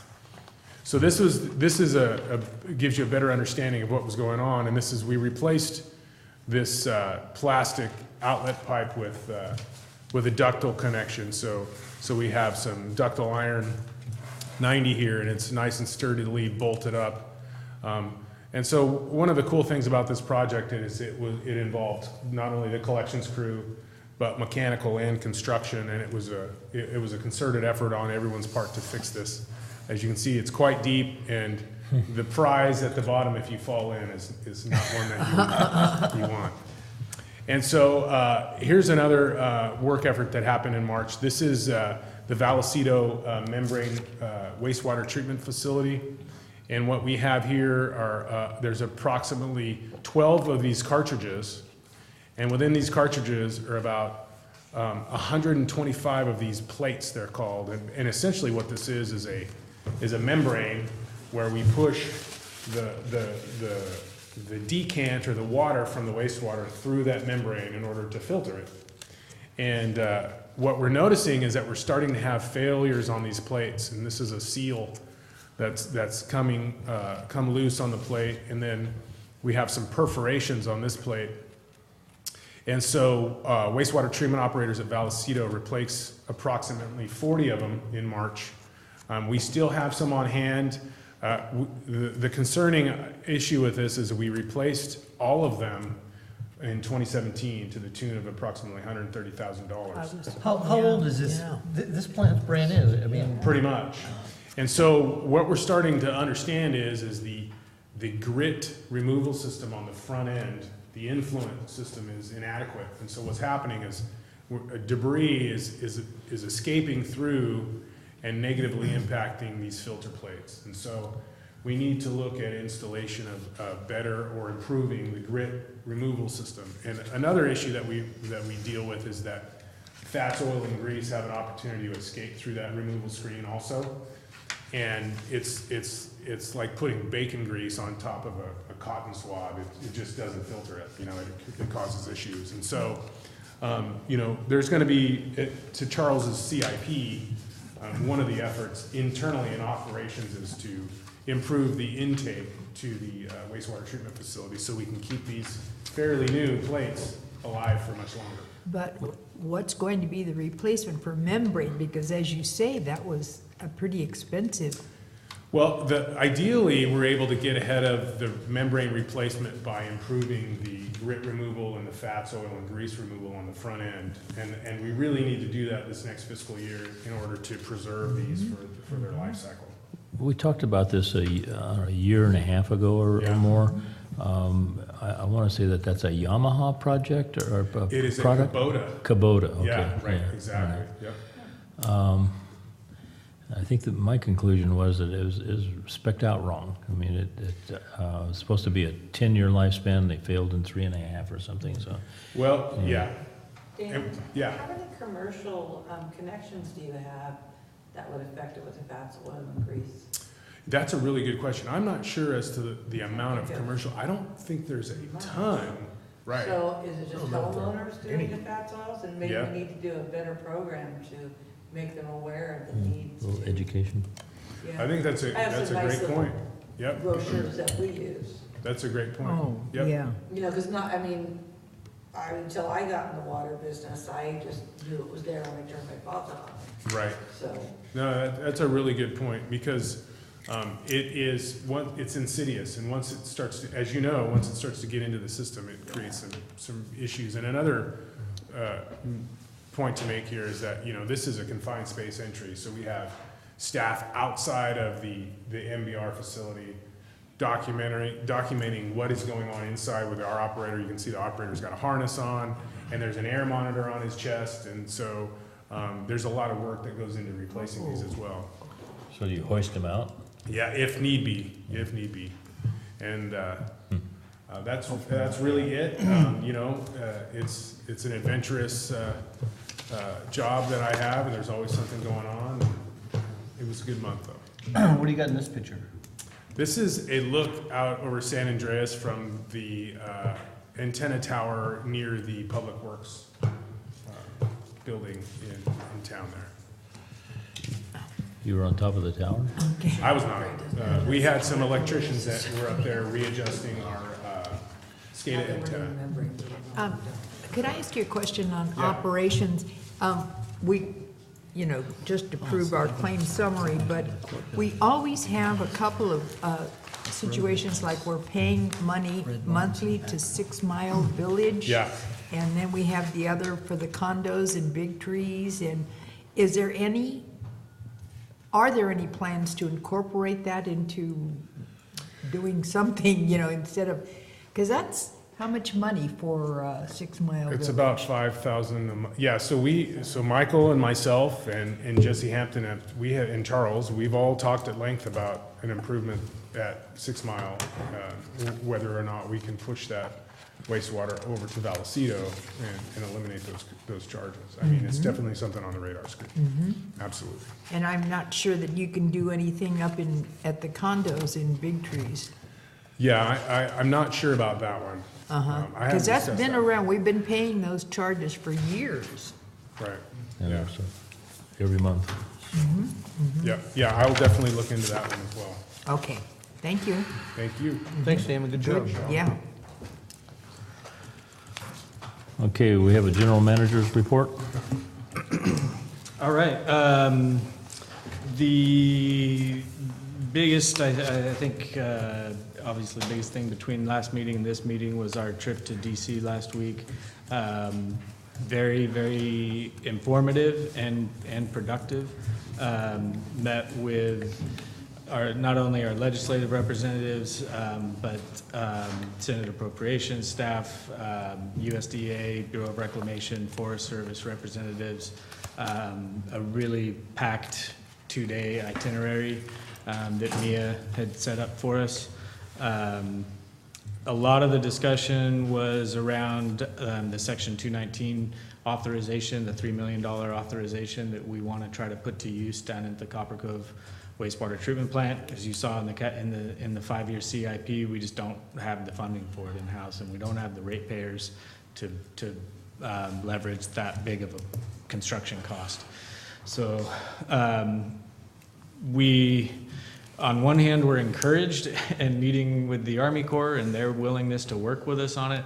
On the other hand, we learned of some challenges that we may hit on the budget side. So we've already been working with Mia since we got back on some language that we're going to propose to Senator Feinstein to make sure that new projects are still going to be eligible for the Section 219 funding. And that's an issue that we wouldn't have known about if we hadn't gone and met and sat down with these people. So it was just really huge, because we've been putting a lot of work into developing the proposal to seek that funding, and the Army Corps out here is working with us on it. They weren't even aware of that issue. And so it would have been putting a lot of work into something without even knowing at the end of the road we had no chance of getting it. So we're working on that.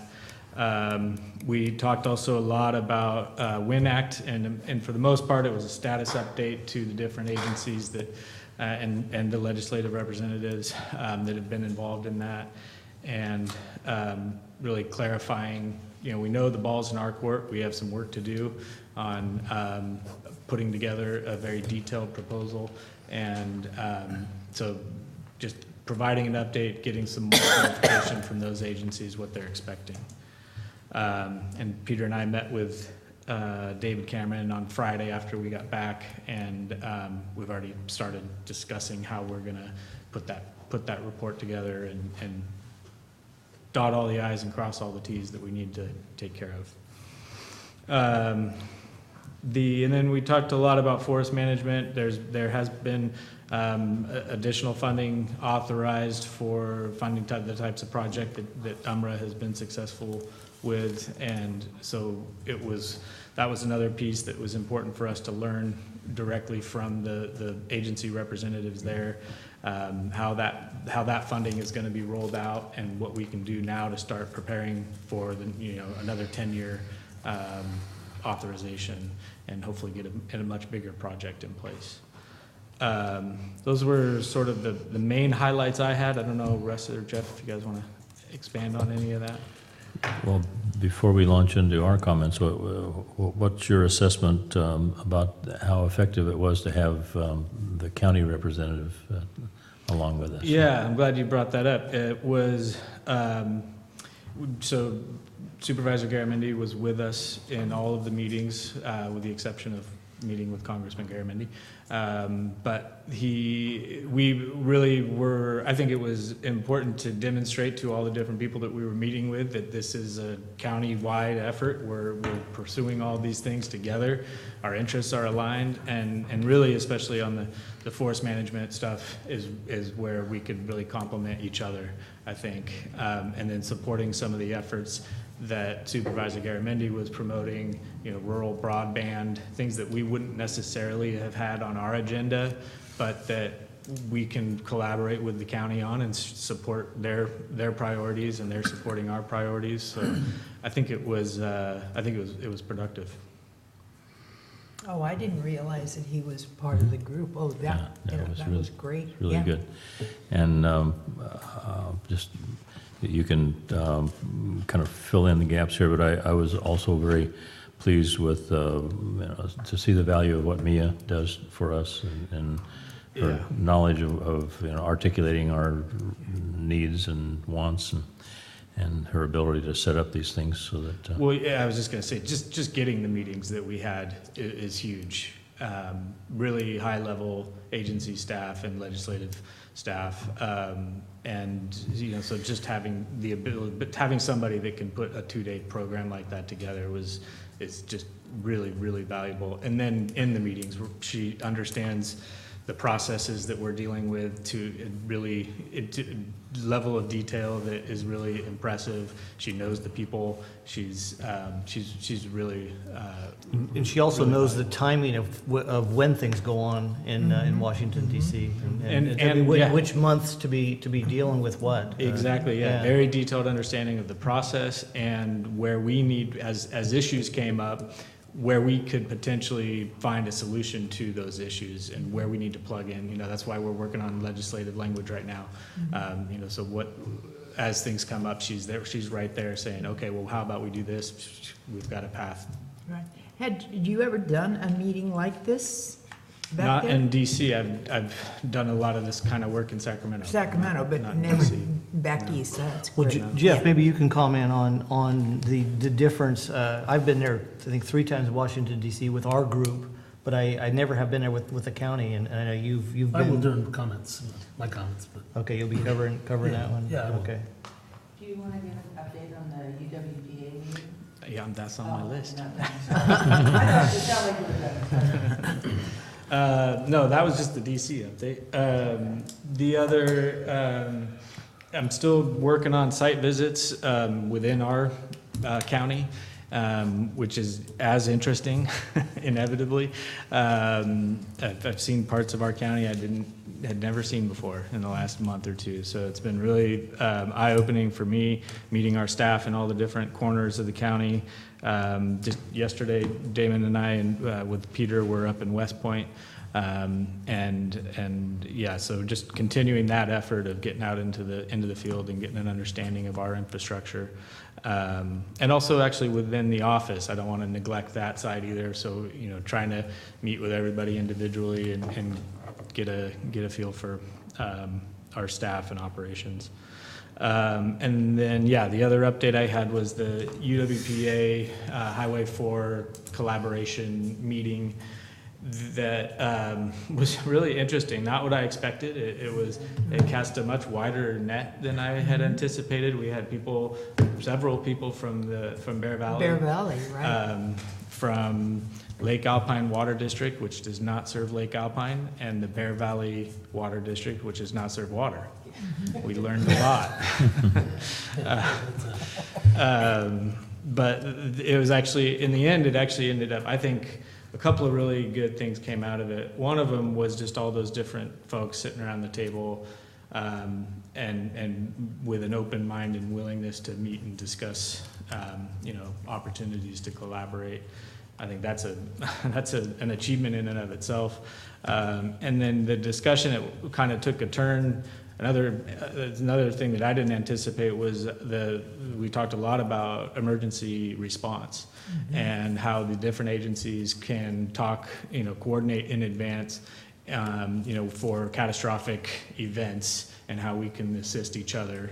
And that makes all kinds of sense, not only just from a logistical and operational perspective, but also in terms of really building those partnerships with those agencies. And I think the more we can find ways to work together, and especially on something like that that's a no-brainer, we need to be pursuing those. So that was a positive development, I thought. And then we identified some follow-up items in terms of collaborating on the operational side, and we'll come back, I think, in the month to bring some work product that a couple of different people volunteered for and resume those discussions. So overall, I thought it was very positive. Yeah.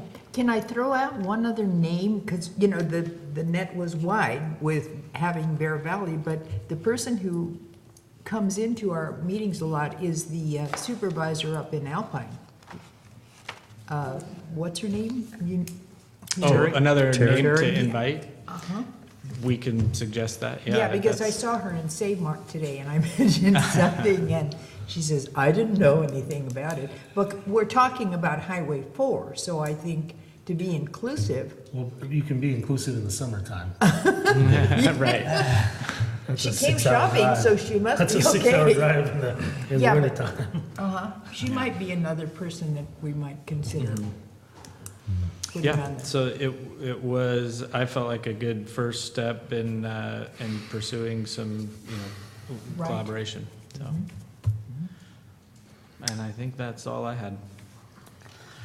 Okay, moving on to board reports. Bertha, can we start with you, please? Okay, we had snow, hail, and rain yesterday, you Yeah, guys. I was in it.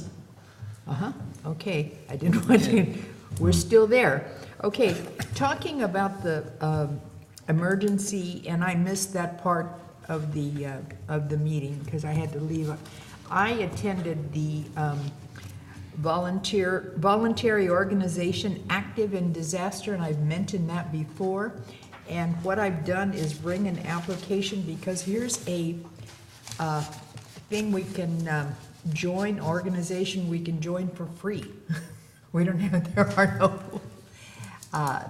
there's no money involved, but it's getting bigger and bigger. And I think it's very important that CCWD sits at the table. You know, not that we're going to be helping everybody all over the county, but just so that we know what's going on. We deal with OES, and they were there, and the Board of Supervisors, of course. And by the way, I just read that Stacy Johnson is leaving the chamber. Really? Yeah, yeah.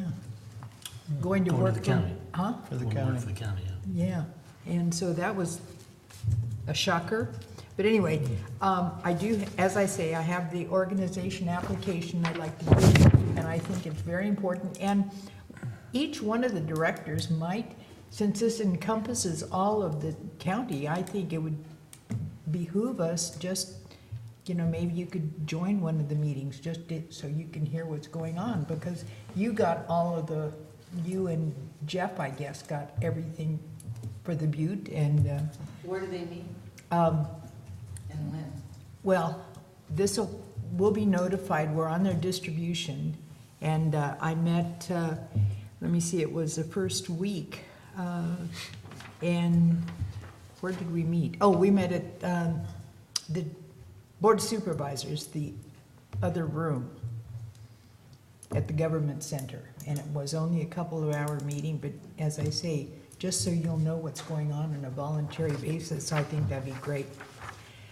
I really propose, guys, that we change our meetings back to 9 o'clock in the morning. How come? I just, you know, Doesn't I'd be bother opposed. me a bit. you would? Yeah, Well, we can't debate it. right. Stand at it? I don't know. We talk about it at the next meeting. Can you put that on the agenda, please? Anything else? That's it. That was enough. That's why you started with me. How about you, Scott? Yeah, I got a Mountain Counties meeting. We talked about at our last meeting, we have these meetings every 2 months. We talked about our last meeting, but possibly a lot of the board members travel. I mean, you've got board members from Placer, El Dorado, Tuolumne, and myself in Calavera. So our next meeting is going to be in Yuba City tomorrow for the Yuba Valley Water, Yuba Water District, Yuba County Water District. Thank you. And they offered a sightseeing day and a two-day event instead of just everyone driving, getting up early in the morning, driving for a 10:30 meeting somewhere. So it'll be a two-day meeting. We're meeting for lunch tomorrow. Going to be doing a tour of Bullard's Bar Reservoir and their water facility at that location, and having a dinner tomorrow night. And then our meeting will be on Friday morning at 8:30, and then we'll have a 2 or 3 hour meeting and convene. It's a new formula, and every 2 months we'll be doing that at some water district.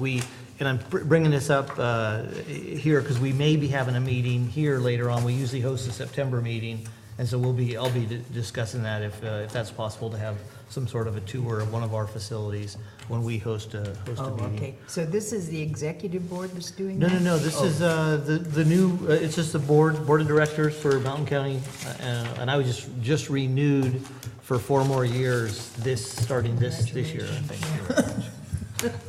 I serve as treasurer this year on that board. And the other thing, I'm also on camera, We have president of camera. We have a meeting next Wednesday Okay. here, and I want to talk to you about Michael, about that meeting. And that's, again, every 2 months. It's always here, always here in this building at 2:30. Anyway, that'll be next Wednesday. That's all I got. File that. That's all I have at the end day. Okay, can we skip over to Cindy? Sure. So, March 20th, I went to the T-SCAN IRW meeting. Normally, we have 2 meetings, the WAC, the WAC, Watershed Advisory Group, and then the JP separately. But they combined them this last time, and kind of turned it into a workshop. At the meeting in February, we approved the development of what they call what did they call it? The SPIT. It's a Stormwater Project Identification Tool, a GIS system. So at this meeting last month, they presented meeting day at Tuolumne County Resource Conservation District, and Regina Hurst. She is with the Watershed Progressive. They gave us all the information on the Prop 68 stormwater guidelines. And that proposition is to give grants to projects that improve a community's ability to adapt to the unavoidable impacts of climate change, and improve and protect coastal and rural economies, agricultural viability, wildlife corridors or habitat, develop future recreational opportunities, or enhance drought tolerance, landscape resilience, and water retention. So that was really interesting. And then the presentation on the tool, that's what kind of didn't go over real well. Their equipment wasn't working, but ultimately we were tasked with doing some, go online with the maps that they gave us and figure out if they seem to dial in properly and get back to them. So the next meeting, they hope to present the tool, up here so we can see how it works. But it's supposed to help get some support when you're trying to put together grants and whatnot, or develop projects for stormwater. Next meeting is next Wednesday, the 17th. Okay, Scott said he had something that he overlooked. Oh, CPUD proposed rate increases. That's the local water district for Hiram, Hill, and Paloma. And last year, and it had a town hall meeting, Right. heard from public, a lot of uproar at the water users. And so the board decided to table it and not do anything. Since then, they've had a committee studying water rate increases, and they have a meeting next week on Tuesday at 7 p.m. that they're going to be talking about it and proposing a new round of increases. The same idea, and maybe looking at a little bit different format. When did they do their last one? Wasn't it just recently? They proposed one last year, Failed. and Yeah. they never did even vote on it. I mean, I think they voted on it just to not do it, but that was it. And then they put together two board members to study the idea, and they've been studying it since then. Director Blood and Overmeyer have been working on that. And when is that? The 16th, next Tuesday night, I'll be going to their meeting again. Okay, Jeff. All right, I will follow up on Michael's description of our DC trip. I thought it was, also very productive. I do think the inclusion of the county, and I thought it was actually quite helpful to have Jack along with us to support some of our, not even just our common things, but it was also good and eye-opening to get to be in the same room when they were talking about some of the county issues, because county has an agenda and it's separate from ours, but there is overlap. And I really thought even the broadband discussion, we were talking about broadband, we had a terrific meeting with I can't remember the gal's name, but very high level and very willing to throw ideas at us, and then it may actually end up being something that we can take advantage of or participate in, because we do have so many cell tower sites. There is money available for that, and it might actually help our operation. We can actually may be able to go to this department. Was that the USDA? Yeah, it was USDA. And it might actually be able to get money for some of our SCADA operation. Certainly there's some opportunity there, and we need to explore that further. Obviously the meetings with forestry and Bureau of Rec were primarily related to our effort with Upper McCollum Watershed Authority and how we want to continue that. But we also had some good, broad-based discussions about forest management and the importance. It does seem as if forest management is getting more attention, and certainly is well funded. I think they got $600 million. They have been underfunded, and they do not make money from log sales anymore. It still costs them to do log sales. So, unless they change the process, it's going to be something that's going to have to be funded. They're not going to be profiting from log sales anytime soon. So that's some other stuff. I thought our discussion with the Bureau was very positive in regards to the WIN Act and the direction we're headed there. It sounds like our staff has their work cut out for them. But I thought Mia gave a great direction on having us get after it, show them that we're serious, that we're not gonna come in at the last minute. We're gonna get things done ahead of time and make sure that they understand that we wanna move forward with this. I thought Michael did a terrific job getting up to speed on all these issues. I really appreciate the work you did. I mean, there was I can't remember a single time when he was stumped, and there's a lot of complex questions that come our way for only being here for 6 weeks. So he did a great job getting up to speed. And of course, me, as we all know, she is the perfect wingman for that stuff, because she really, even when you get bad news, she won't take, it's over for an answer. There's always a way. And if there is a way, she's going to write it down and hand it to Senator Feinstein's staff, and we're going to hopefully get to move that forward. But it won't be for a lack of trying if we don't. But all in all, it was a good trip. We were at the right time. It's the thing about DC is there's always something happening that their attention span is short, and so you really need to be there. Your timing has to be right to make sure that they understand. And we were told directly by from the Army Corps of Engineers, you're not going to make any progress if you don't show up here. I mean, we were actually told that. And he said, you really got to come here and pitch your projects and let us know that you're serious. And I think a lot of people think that you can do it with a phone call. We were told directly, you can, but you're not going to get it done. And for the small amount that we're paying for that access, I continue to think that it's a good deal. And now with the county, as long as we can keep the county motivated, and I think Jack, from the conversations I had, he was very pleased with how everything went. So I'm just encouraged. I think that we're off to a good start, but we got a lot of work to do to get some of these things continue to roll. So with that, I'll just say it was a good deal. So.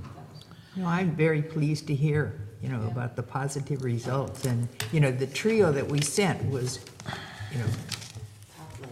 very, very good. Oh, yeah. Yeah. Yeah. Must be a raffle coming up. We still have winning tickets we haven't redeemed. That Corvette to show up.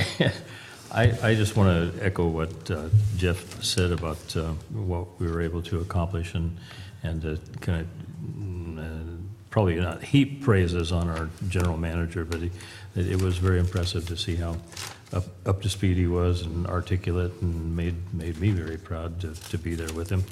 And also with Director Davidson. He's sometimes he gets under my skin, but it was his knowledge of why we were there and how it works, and the way he articulates his points back there was really very good, Jeff. I appreciated being there with you. I appreciate it. Thank you.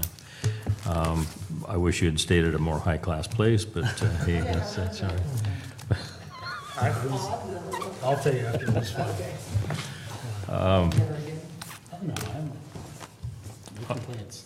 I do have to tell you that I mixed a little pleasure with business. My wife and I flew back a few days early and had a chance to go through some museums and got well rested and acclimatized time the body clock, so I wasn't falling asleep in meetings like I was 10 years ago when I went there.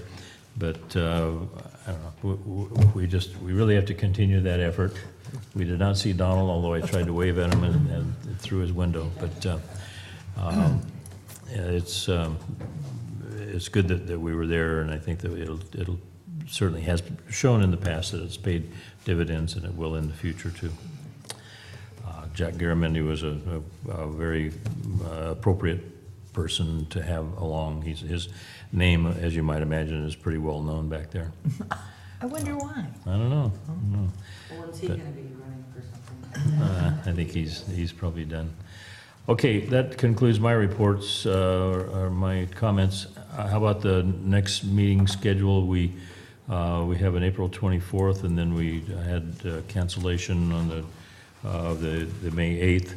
I'd like to make a note that I will not be able to be here on the May 22nd meeting. I'll be traveling on that day. To like the following week or something?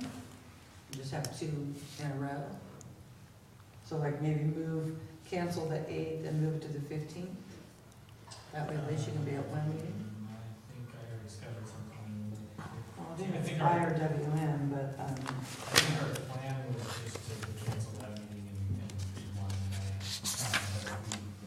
But maybe what we'll do, in among management team next week is take a look at potential agenda items and see if there's a way to bring them all back. But I think as far, right now, we were planning on that, not having that meeting, so even the budget approval, all that, we've calendared out, assuming that we would not have that meeting. The May 8th. Right. And with that said, just a poll of the board, who's planning on going to the Aqua Conference? I am. I am. Okay. Might I throw something out? Jeff? Would you Yeah. fellas be interested in just having coffee with Dave Egerton? Oh, we forgot to mention that. In our DC Yeah, we did. update, we did have a lunch with Dave Egerton. I guess he doesn't matter here anymore, so we didn't need to bring that up. Yeah, he was the lowest level person we met. Actually, it was great to see Dave. He was testifying that morning for Oh, Aqua was he? Oh. at the Water, Oceans, and Wildlife, the WOW Committee, that our Congressman McClintock is the ranking member on, and advocating for more water infrastructure funding to Oh, be okay. brought back to California. Well, then if you guys saw him, then I'll meet him I'll meet with him myself. Yes, I'll be happy to meet with them. and Oh, have coffee okay. with you. Something tells me he might be a It's in the- little it's busy that happening. week, but let's see what we can do. Monday morning at 6 o'clock sounds good to me. That's good. Go feel free to call. And if it's afternoon, I don't drink so we coffee. still gonna cancel that meeting then? Well, we already did. The May We'll 8th. have another meeting between now and then, Okay. so in 2 weeks, if we have some items that we feel like we need to. Okay. Reschedule that. All right. Anybody else have anything they want to beat to Oh, death my here? goodness, I can't believe Okay, it. meeting is adjourned. This was the quickest regular meeting I've attended. Usually it's 5 hours. This is what the basic room was.